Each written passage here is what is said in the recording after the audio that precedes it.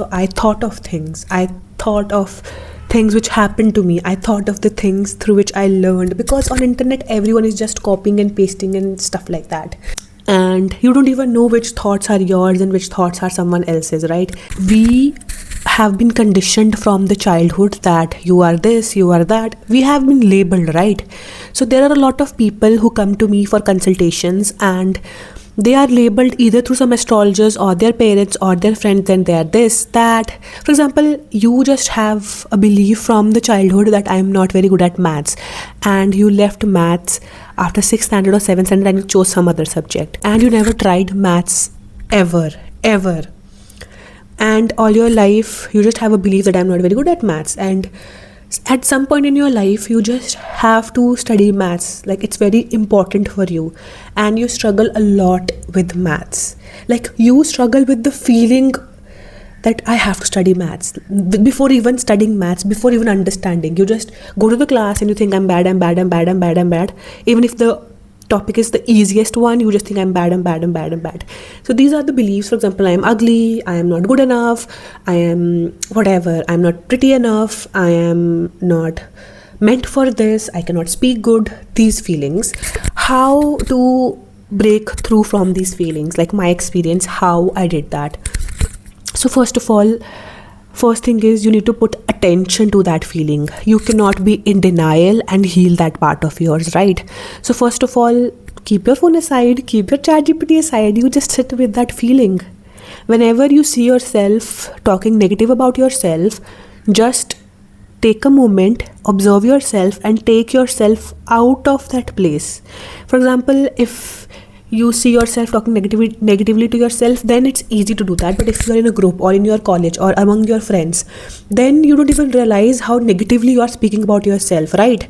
And that moment, just remember that thing that you spoke. That moment you probably cannot leave the place and come to your home and stuff, but just remember or keep it in your notes app that I spoke this about me.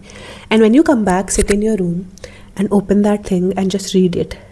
That I joked about myself that why would I get this? I will never be good enough. Why will I get 80 out of 80? Just sit with it. Breathe with it. Why will I get 80 out of 80? Breathe.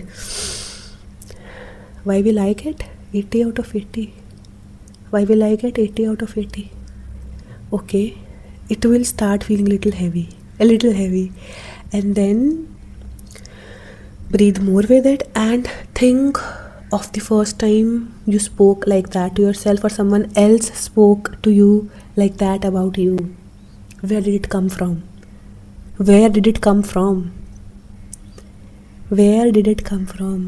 was the first time you heard this feeling? Why would you get that? You can never.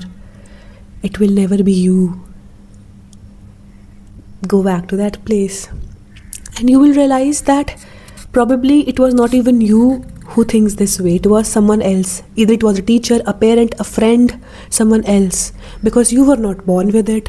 You were not born a negative soul.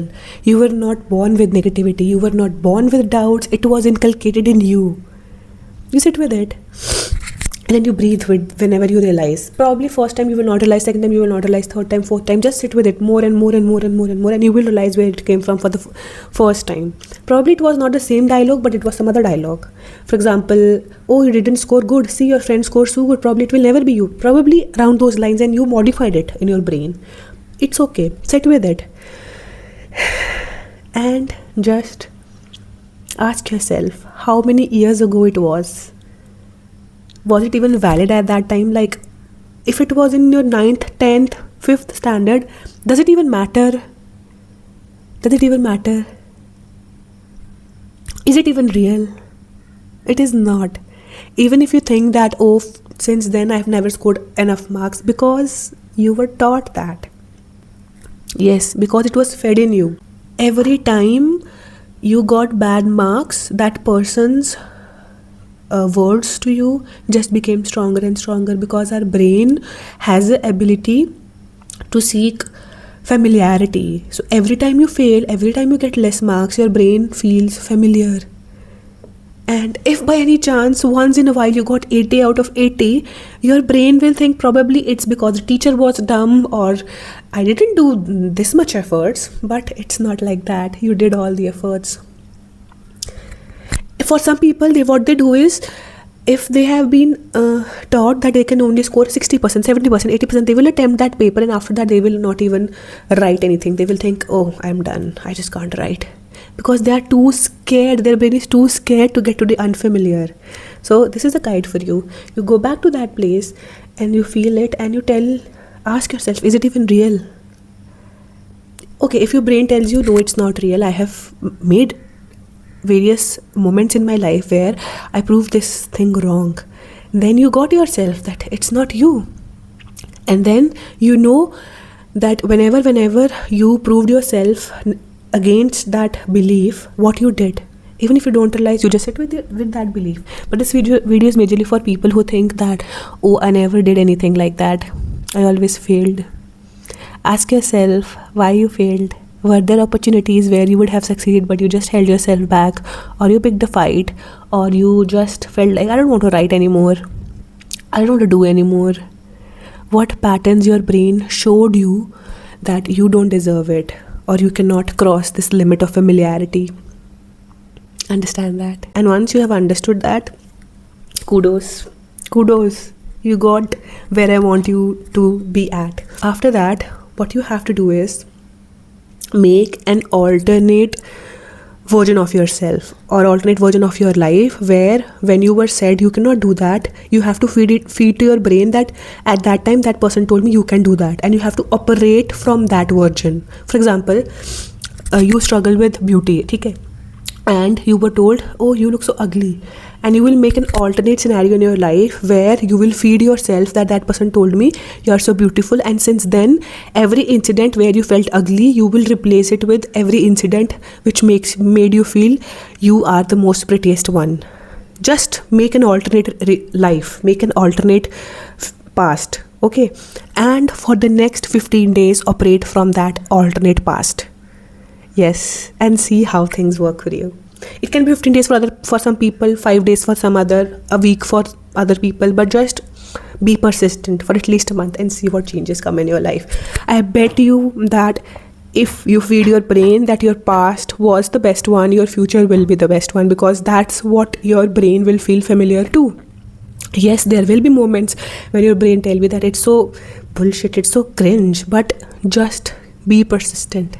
Just be persistent, and you will realize how dramatically your past and present have changed. From now on, whenever you are making any motive, you are doing anything, just be intentionful with that.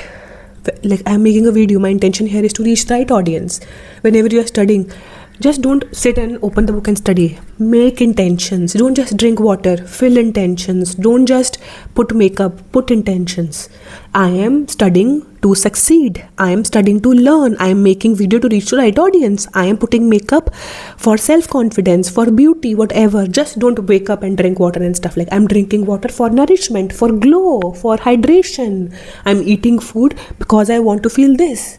Just do it for a month, 15 days, and you will see the difference, okay? So this is how I am still doing, like, rewiring my brain and rewiring my life, and it impacts. It's just we humans are too lazy to do it persistently, but that's the key. You have to be very persistent with these things, and you will see the differences. Yes, you will.